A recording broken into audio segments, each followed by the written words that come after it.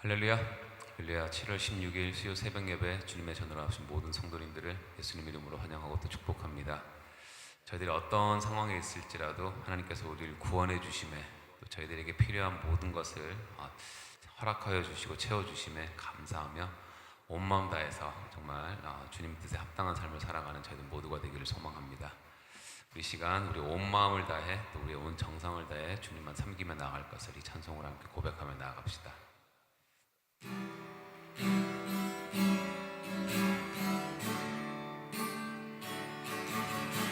나 무엇과도 주님을 바꾸지 않으리. 다른 어떤 은혜 구하지 않으리. 오직 주님만이 내 삶의 도움이시니 주의 얼굴 보기 원합니다. 나 무엇과도 주님을 바꾸지 않으리. 다른 어떤 은혜 구하지 않으리. 오직 주님만이 내 삶의 도움이시니 주의 얼굴 보기 원합니다. 주님 사랑해요.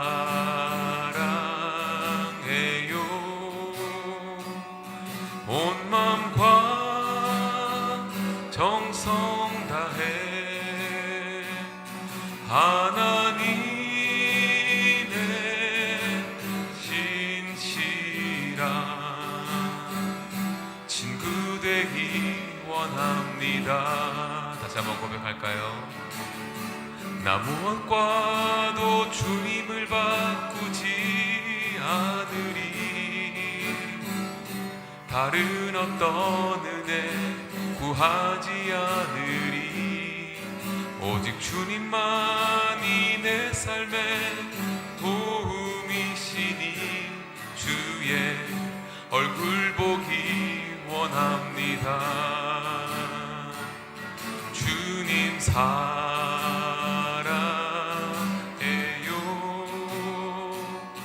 온 마음과 정성 다해 하나님의 신실한 친구 되기 원합니다. 주님 사랑해요. 주님 사랑해요. 온 마음과 정성 다해 하나님의 신실한 친구 되기 원함. 다시 한번 마지막으로 고백합시다. 주님 사랑해요.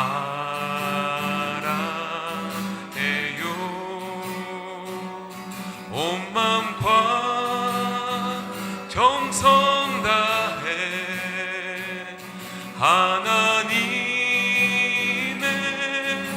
신실한 친구 되기 원합니다. 하나님의 신실한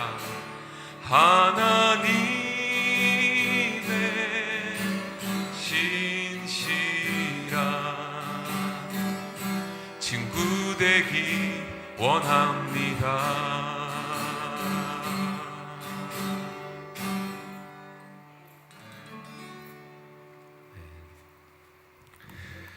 고맙고 자비로우신 하나님 아버지, 그 신실하신 하나님을 찬송합니다. 이른 아침에도 주님 앞에 나와 기도하며 말씀 듣기를 원하는 상한 주의 심령 위에 하나님의 은혜와 진리가 충만하게 하여 주옵소서. 오늘 하루도 말씀이 등이 되어 우리를 인도하게 하시고 그 말씀을 바로 깨달아 우리의 삶 속에 하나님 앞에 기쁨이 되어지는 순종의 삶을 살아갈 수 있도록 오늘도 생명을 주신 것 다시 한번 감사 올려 드립니다. 묵상할 때마다 하나님의 마음이 읽혀지게 하시고 하나님의 뜻이 분별되어지는 그러한 놀라운 영적인 성장도 허락하여 주옵소서. 하나님의 뜻을 모르고는 순종을 우리가 감당할 수 없음을 고백합니다. 착각하지 말고 오직 하나님의 음성을 들을 수 있는 귀가 열리게 하시고 주를 언제나 바라볼 수 있는 영안이 열리기를 원합니다. 한시라도 우리가 잠시 모든 사건과 사람과 환경을 가벼이 볼 때 우리가 말씀을 기억하지 못하면 얼마든지 우리는 넘어지고 엎드려질 수밖에 없습니다. 그럴 때마다 하나님의 손길을 경험하게 하시고 오직 여호와를 앙망하는 귀한 은혜의 삶이 되게 하여 주옵소서. 오늘도 주의 말씀을 통하여 깨닫는 은혜만 있게 하시고 모두가 다 듣는 귀가 복되어 오늘 하루도 하나님께 온전히 드리는 거룩한 제사가 될 수 있도록 기름 부어 주옵소서. 다시 한번 감사와 존귀와 찬송 올려드리옵고 예수님의 이름으로 기도하옵나이다. 아멘.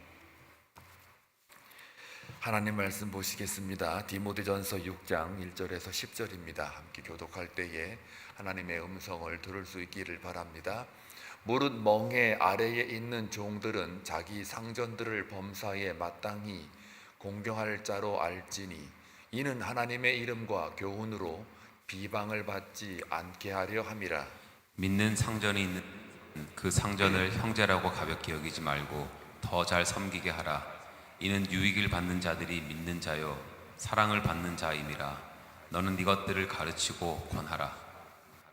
누구든지 다른 교훈을 하며 바른 말 곧 우리 주 예수 그리스도의 말씀과 경건에 관한 교훈을 따르지 아니하면 그는 교만하여 아무것도 알지 못하고 변론과 언쟁을 좋아하는 자니 이로써 투기와 분쟁과 비방과 악한 생각이 나며 마음이 부패하여지고 진리를 잃어버려 경건을 이익의 방도로 생각하는 자들의 다툼이 일어나느니라. 그러나 자족하는 마음이 있으면 경건은 큰 이익이 되느니라. 우리가 세상에 아무것도 갖고 온 것이 없음에 또한 아무것도 가지고 가지 못하리니 우리가 먹을 것과 입을 것이 있은즉 족한 줄로 알 것이니라. 부하려 하는 자들은 시험과 올무와 여러 가지 어리석고 해로운 욕심에 떨어지나니 곧 사람으로 파멸과 멸망에 빠지게 하는 것이라. 돈을 사랑함이 일만하게 뿌리가 되나니 이것을 탐내는 자들은 미혹을 받아 믿음에서 떠나 많은 근심으로써 자기를 찔렀도다. 아멘. 오늘 본문에서 말하고자 하는 것은 두 가지입니다. 하나는 1절과 2절에서 나온 바와 같이 주인과 종의 관계를 말하고 3절부터 10절까지는 거짓 교사들의 문제점들을 지적합니다. 특별히 3절부터 10절까지를 또 이렇게 두 가지로 분류를 해보면은 3절부터 5절까지는 거짓 교사들의 특성이나 태도를 기록을 하고 있고 6절부터 10절까지는 거짓 교사들이 갖고 있는 물질적 욕망에 대한 경고를 가르치고 있습니다. 굉장히 우리가 잘 알고 있는 말씀들이 수록이 되어 있는데 그래서 1절부터 2절까지는 이 당시 주인과 종의 관계를 바울이 디모데에게 이야기하면서 목표에 도움이 되고자 하는 권면의 말씀을 전달하고 있습니다. 이런 관점에서 1절을 보게 되면 무릇 멍에 아래에 있는 종들은 이렇게 되어 있습니다. 이것은 멍에 아래에 있는 종들은 다시 말하면 그 당시 노예를 가리킵니다. 단순한 종이 아니고 노예. 그리고 자기 상전들을 범사에 마땅히 공경할 자로 알지니 노예는 당연히 상전에게 공경을 해야 하는 사회적 구조가 있지요. 팔려왔으니까요. 그런데 여기 중요한 게 있습니다. 이는 하나님의 이름과 교훈으로 비방을 받지 않게 하려 함이라. 이 말을 염두에 두면 멍에 아래에 있는 종들은 어떤 종들이라는 것을 우리가 알 수 있습니까? 믿는 종들이라는 거죠. 예수 믿고 구원받은 종들, 노예들을 가리킵니다. 그러니까 너희가 예수 믿는 사람들이지만 현재 사회적 구조로 볼 때 노예다 이거예요. 그러니까 노예이기 때문에 마땅히 그 당시 그 로마인들에게나 헬라 문화권에서 주인과 노예의 사회적 구조, 즉 사회적 가치라고 볼 때 분명히 주인의 역할, 종의 노예의 역할이 구분이 되어 있고 신분 사회이기 때문에 마땅히 종이 노예나 종이 주인을 섬겨야 되고 공경해야 되는 것이 그 당시 사회적 덕이라고 볼 수가 있습니다. 그렇기 때문에 가끔 예수 믿는 종들이 아니면 믿음이 좀 없는 종들이 그 주인에 대하여 이렇게 함부로 여기거나 뭐 그럴 때가 있었던 모양이에요. 그러니까 믿는 너희들의 신분, 즉 종들아, 노예들아 하고 그 주인에게 잘 공경을 해야 되는데 그렇지 못하면 어떻게 된다고요? 하나님의 이름과 교훈으로 비방을 받는다. 다시 말하면 오늘날로 이거를 가져오면 어떤 말씀이냐면 너희가 믿는 자들이지 않느냐, 그리스도의 종이라고 믿는 자들인데 그 사회가 인정하는 도덕과 윤리를 지키지 않고 기본적인 어떤 사회의 공정과 상식에 따르지 않고 그렇게 너희들 마음대로 하게 되면 어떻다고요? 저 사람들 예수 믿는 사람 맞아? 하나님의 명령에 따라 하나님을 사랑하고 이웃 사랑하라고 하는데 저 사람들의 삶을 보면은 도대체가 말하는 거나 행동하는 걸 보면 이웃 사랑을 하는 것 같진 않아 라고 하나님의 이름을 망령되이 일컫게 한다든지 그 하나님의 이름과 교훈으로부터 이렇게 비방을 받게 한다든지 다시 말하면 그리스도인답지 않다라고 사회적 덕을 지키지 못해서 오히려 하나님 영광 가리우는 거에 대한 그런 이야기를 할 수가 있겠죠. 그래서 모든 도덕과 윤리, 예수 믿는 사람은 그 사회가 시인하는 덕을 지키려고 노력하고 또 애를 써야죠. 차선 하나 지키지 않고 또 구제와 봉사 제대로 하지 않고 자기 욕심 채리고 또 어떤 이성과 논리에 따라 움직이는 게 아니라 늘 감정이 앞서서 함부로 대하고 막 그런 거라면은 저 사람 예수 믿는 사람 맞아? 이렇게 하나님의 이름과 교훈으로 비방받지 않게 하려 함이라. 이거는 뭘 염두에 둔 거예요? 그러니까 이 당시에 주인과 노예, 종 사이의 관계, 즉 사회의 덕, 사회적 가치, 공정과 상식의 그 당시에 이것을 지켜라라는 이야기입니다. 왜요? 하나님의 이름과 교훈으로 비방받지 않게 하기 위해서. 기본적인 질서도 안 지키면 그 사회에 속한 구성원들이 저 사람들 하나님 믿는다고 하면서 저 행동이 뭘 저래? 이런 말을 듣지 않게 하려 함이라 같은 거예요. 그러니까 우리가 그리스도인이지만요, 세상에 나아가서 살 때에 그들도 지키고 있는 기본 도덕 질서는, 기본 양심은 지키라는 거죠. 왜요? 하나님 영광 가리우지 않게 하기 위해서요. 그런 얘기입니다. 그 다음에 2절을 보면은 믿는 성전이 있는 자들은 그 상전을 형제라고 가볍게 여기지 말고 더 잘 섬기게 하라. 이는 유익을 받는 자들이 믿는 자요 사랑을 받는 자임이라. 너는 이것을 가르치고 권하라. 이 얘기는 뭡니까? 여기서는 이제 믿는 상전이기도 하고 믿는 종입니다. 1절은 믿는 종이고 믿지 않는 상전이고요. 2절은 믿는 상전이고 또 믿는 종입니다. 그런데 여기 지금 보니까 그 상전을 형제라고 가볍게 여기지 말라. 이게 무슨 말이냐면은 그리스도 안에서 우리는 다 형제라는 말이 있잖아요.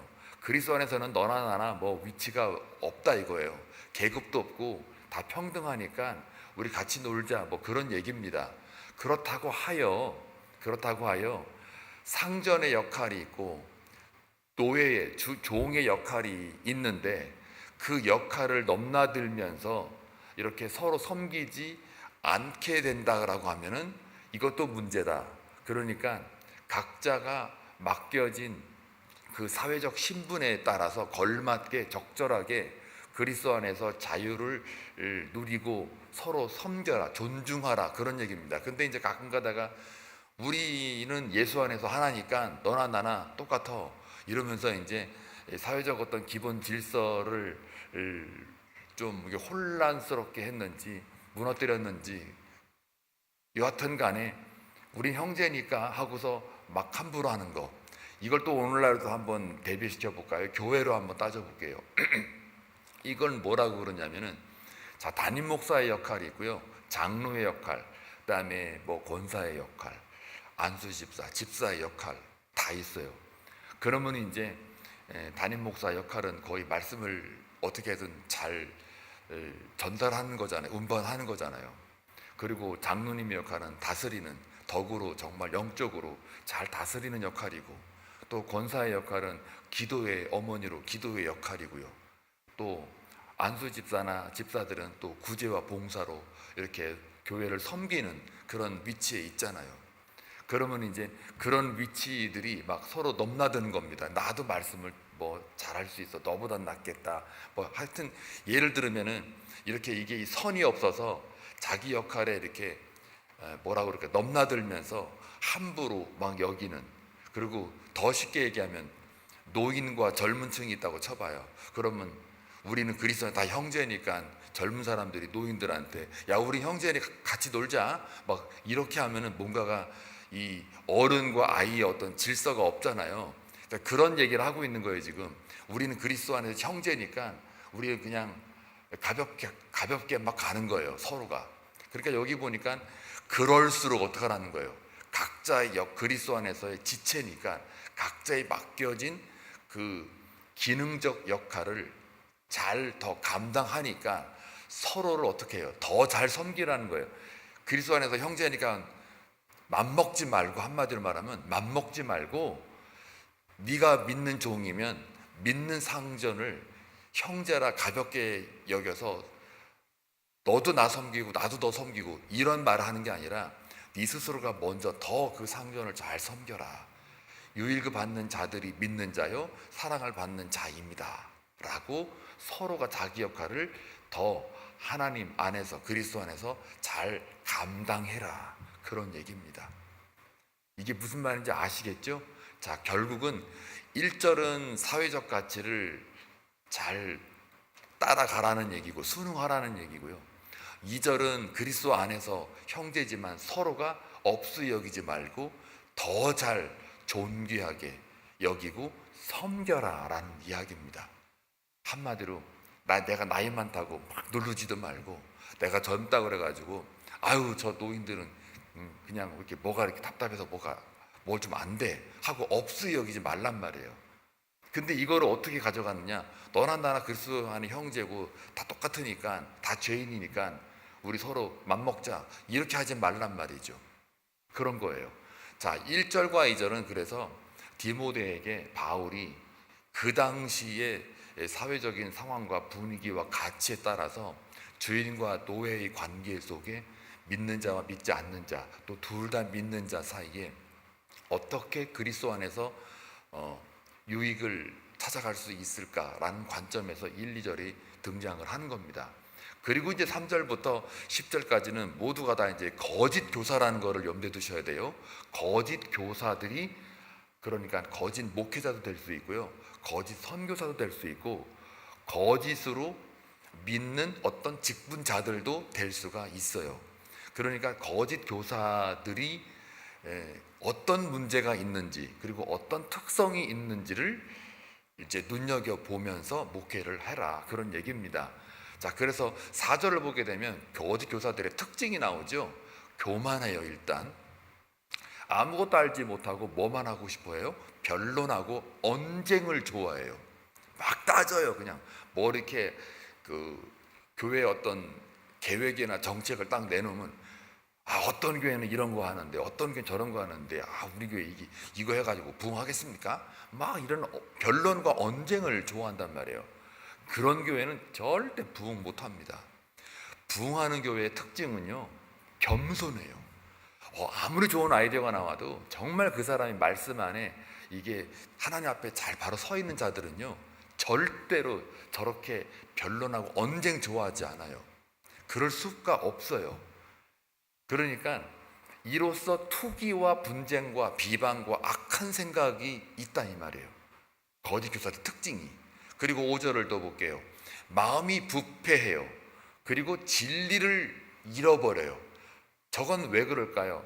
일상의 삶 속에 말씀을 깊이 묵상하지 않은 결과예요.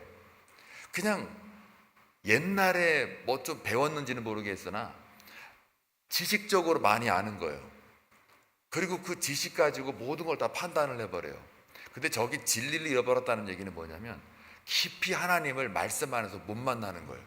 내가 말씀을 이렇게 직접 만나게 되고 깊이 만날수록 자꾸 내가 죄인이라는 게 계속 드러나거든요. 말씀은 날카로워요. 이 골수와 혼과 영을 다 쪼갠다라는 그 말이요.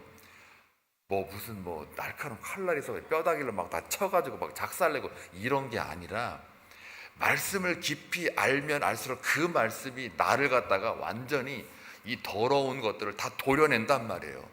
다 이렇게 찔러가지고 다 깨닫게 만든단 말이죠. 혼이 보이지도 않는데 뭘 때려 부시고 그럽니까? 혼, 영, 골수 다 쪼개고도 남는다라는 날카로움이 있다고 그러잖아요. 근데 그게 없으니까요. 진리를 잃어버리는 거예요. 말씀이 잃어버리고 기억이 안 나면은 경건을 이익의 방도로 생각하는 자들의 그 다툼이 일어난다요. 그러니까 저게 뭐냐면은 거짓 교사들, 이게 예수를 더 어설프게 믿거나 말씀을 제대로 묵상하지 않는 자들이 소위 자기의 신앙, 경건이에요. 신앙을 가지고 자기의 재정적인 물질적인 유익을 얻고자 하는 사람들이 된단 말이죠. 그런 사람들의 특징은 또 뭐가 일어나느냐? 다툼이 일어나는 거예요. 이게요 굉장히 무서워요. 그러니까 경건의 이익을 가지고 신앙을 가지고 신앙생활을 가지고 어떻게 해요? 물질적인 유익을 가지고 있으려고 하는, 그러니까 믿음을 빙자한 비즈니스를 하는 사람들, 이게 잘못된 선교단체, 잘못된 목회자, 잘못된 선교사, 이런 사람들이 많이 저 트랩에 걸려요. 그래서 어떤 미션이나 어떤 그 선교의 어떤 사역을 가지고 사람들의 후원금만 달라고 하는, 혹은 그 내 믿음 생활을 가지고 이렇게 물질적인 유익을 추구하려고 하는 사람들, 이게 아주 위험한 일들이죠. 거짓 교사들의 그 모습들. 또 이걸 또 우리로 가져오면은 어떤 거냐면 내 신앙생활 자체가 예수 그리스도의 능력을 쏙 빼먹기만 하는, 내 필요만 채우려고 하는, 물질이 어떤 재정적인 유익을 위해서 내 신앙을 팔아먹는 이런 신앙생활도 얼마든지 가능하단 말이에요. 우리 기도 내용을 들어보면 다 알게 돼요. 그러니까 거짓 교사들의 특징이 저렇다는 얘기예요. 경건을 이익의 방도로 생각하는 자들이에요. 그러니 그 이익이 안 생기면 어떻게 해요? 어떻게 해서든 변론하고 언쟁해서 다퉈가지고 쟁취하려고 하니까, 그러니까 일어난단 말이에요. 저거 경계하라는 거죠. 그래서 그러나 이제 또 자족하는 마음이 있으면 경건은 큰 이익이 되느니라. 물질의 욕망이 빼앗기지 않고 오히려 그리스도 안에서 내가 자족하는 마음이 생기면, 왜 자족하는 마음이 생길까요? 내 목표가 물질이 아니기 때문에 그래요. 하나님의 의와 나라이기 때문에 그래요. 예수로 만족하고 예수를 통해서 내가 하나님의 영광과 의와 거룩을 향하여 그게 내 삶의 목표가 되면 내 주위와 상황과 물질과 돈이 이것이 그걸 가는 데에 이것들로 인하여 방해가 안 된단 말이에요. 왜요? 거기 꽂혀 있으니까. 목표가 바로 딱 서 있으니까. 그리고 이런 상황이나 환경이나 물질과 돈은 그 의와 거룩과 영광으로 가는 그거의 하나의 도구적인 것밖에 안 된단 말이에요. 근데 이것이 목표의 지점으로 되면은, 그러면 이것이 없으면 그냥 다툼이 일어나고 변론과 언쟁이 일어나는 거죠. 그리고 내 신앙생활은 다 그것을 위해서 그 경건의 그 이익이 완전히 그냥 물질로 이렇게 욕망으로 쏠려 있다는 거죠. 그거를 조심하라는 거니까 거짓 교사들의 특징이 그렇다는 거죠. 그래서 자족해라. 그런 말은 이걸 절제라 그런 차원이 아니고 목표의 방향과 설정을 다시 하라는 얘기예요. 자족하라는 게 내가 막 마음이 이렇게 막 이게 초월하고 막 물론 초월성도 있죠. 그러나 내가 어떤 뭐라 그럴까요? 그 도인처럼 막 나는 이거 신경 안 써 이런 게 아니라 방향이 하나님의 의와 거룩과 영광으로 딱 꽂혀 있고 이거에 그 길만 가다 보면 옆에 있는 물질이나 이런 것들은 그거를 향하여 그냥 필요한 도구 정도 이렇게 이게 방향이 설정이 더 중요하다는 거죠. 자족하는 마음이 있으면 경건은 어떻게 해요? 큰 이익이 된다예요. 유익이 된다. 자, 그래서 그 7, 8절에 보면은 그러면 왜 자족을 해야 되느냐 이유를 밝혀주고 있어요. 우리가 세상에 아무것도 갖고 온 것이 없으면 또한 아무것도 가지고 가지 못한다. 하나님의 의와 나라가 초점이 맞춰졌는데 뭘 또 막 물질이 초점을 맞춰지겠어요. 그러니까 왜 자족해야 되느냐? 왜 우리가 의와 거룩과 영광으로 나아가야 되느냐? 라고 할 적에 그 이유가 7절 8절이에요. 올 때도 아무것도 갖고 온 게 없고 갈 때도 아무것도 가져갈 게 없다. 불교용어로 말하면 공술의 공수거라는 말을 쓰고 욥기 1장 21절에 보게 되면은 똑같은 말이에요. 내가 모태에서 알몸으로 나와 싸운즉 또한 내가 알몸으로 그리로 돌아갈지니라. 같은 말이거든요. 그러니까 올 때도 아무것도 없고 갈 때도 아무것도 가지고 가질 않아요. 물론 올 때는 두 주먹 불끈 쥐고는 와요. 어떤 깐난애기가 뭐 이러고서 태어나요? 아니요. 그런 얘기 없더라고요. 이왕 태어날 때는 내가 좀 잘 열심히 살아버리라 뭐 그런 의미인지는 모르겠으나 두 주먹 뻘건 쥐고 이렇게 온다고요. 그러나 갈 때는 참 이렇게 손을 쫙 펴고 가요. 갈 때 뭐 이러고서 가는 사람 아무도 없어요. 이거 피지 오히려 그냥 차 놓고 가는 거예요. 아휴, 올 때도 아무것도 없고 갈 때도 아무것도 없대는데 뭘 그렇게 그냥 조금 잠깐 사는 그 사이에 막 뭘 그렇게 그냥 싸가지고 하려고 싸가지도 못할 거. 왜 우리 등산 가다가 보면 이렇게 음식이 막 남았는데 내려갈 때까지 음식이 상하다 그러면은 다 버리잖아요. 아까워가지고 막 노인분들 가끔 가다가 아까워가지고 막 다 싸가져 가다가 먹었다가 배탈 나고 이러잖아요. 다 버려야 돼요, 그거. 안 그렇습니까? 우리가 먹을 것과 입을 것이 있은즉 족한 줄로 알 것이니라. 여러분 다 먹고는 살잖아요. 여러분 밥 굶은 적 있어요? 뭐 특별히 금식도 그냥 날 정해가지고 하루 한 끼 한다든지 두 끼 한다든지 세 끼 한다든지 그럴 거 아니에요.